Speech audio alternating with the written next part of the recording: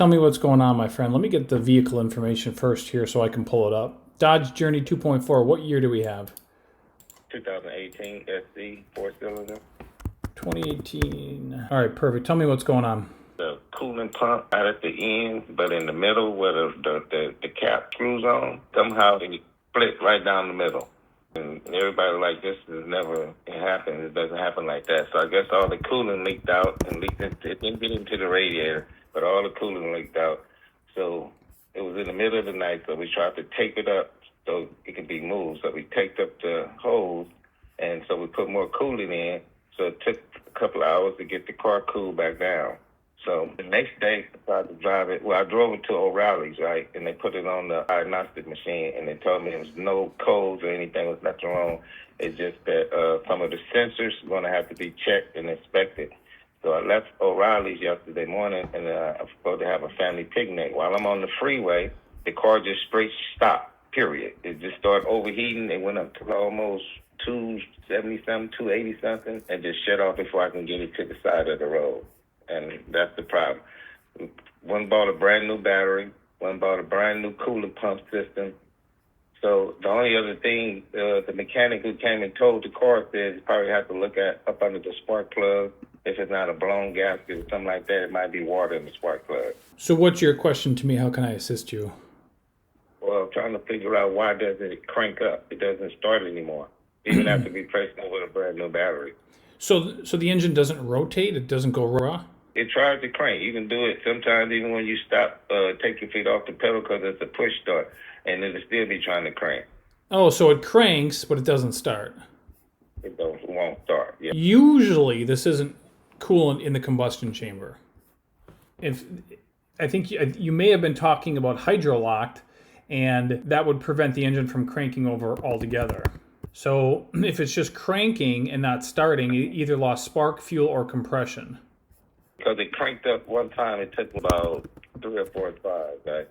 So when it finally cranked up, he let it run for about 10 seconds, then he turned it off because he thinking that we did replace the battery, we replaced the fuel pump, there's no issue.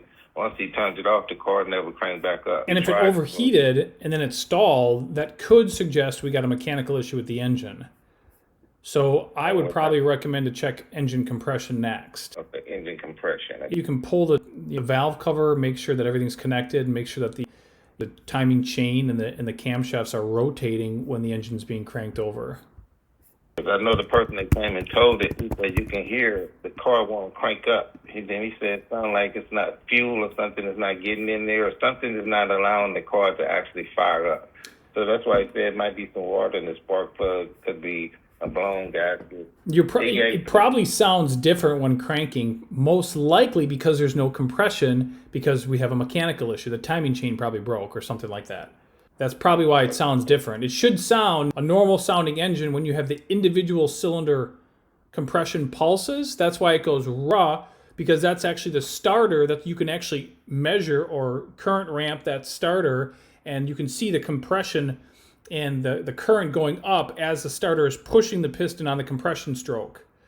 So if it sounds like it doesn't even crank and there's no compression. So minimum compression on this engine is 170 psi. So if you call me back and you say it's got compression, there's 135 psi, I'm going to say it's not good enough, and we got to pull that front timing cover apart.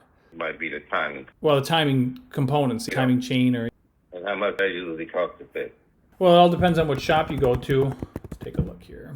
Let's get a labor figure here, see if we got about 6 hours labor for a 4-cylinder plus the cost of parts. So if they're at $100 an hour, probably about $600-700 in labor plus the parts plus the tax. Between $700 and $850. So, well, the parts are going to depend. We don't know what it needs. They have to pull it apart first. So I wouldn't be surprised about $1,000. All right. But I should still check the spark plugs or have somebody check the spark plugs and everything to see, make sure no water or no coolant or anything got up under the spark plugs too, right? 100%. Pull the plugs out. Look at the top of the spark plug. Look at the tip of the spark plugs. Absolutely. Any other suggestions? Well, if the compression's good and the spark plugs check out good, check for spark. See if it's got bright blue spark that can jump a 1/2 inch of a gap. If it does have sparks, see if it runs on starting fluid. All you have to do is spray starting fluid directly into that throttle body as an assistant cranks it over. And if it has spark and it's in time, it should run on starting fluid. And if it does, we know we have a fuel delivery concern that we need to address. All right. So when it started the first time, right, after we put the new pump on and the new battery in and everything, right, and it started, and that only took maybe less than a minute, maybe about 35, 40 seconds to get it to start, right, after several times. So why did it start the first time? Well, that we don't know yet. We got to go ahead and run the test first to figure out what's going on. Was it running good when it started the first time?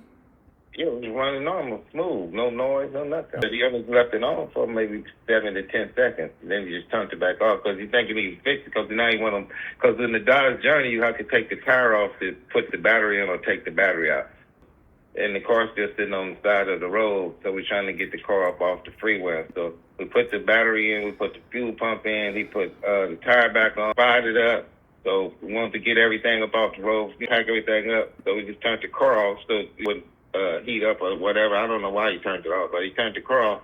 And then 40, 50 minutes later, when we were ready to leave, the car never cranked back up. So let's just say that it's not a mechanical issue. Let's just say we got a bad crankshaft position sensor or camshaft position sensor or even a bad computer. So when electronic components start to go bad, they can start to work intermittently. So they'll work sometimes and then other times they won't work. That's very common.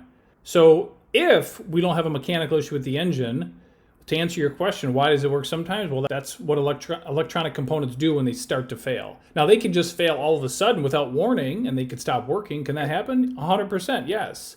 But they can also work intermittently, and that's also very common. Thank you. Appreciate the answers. You bet, my friend. You're welcome. Anything else while we're on the phone? That's about it. All right, sounds good. Well, good luck, and let us know if anything else comes up. Thank you. I will. All right, take care.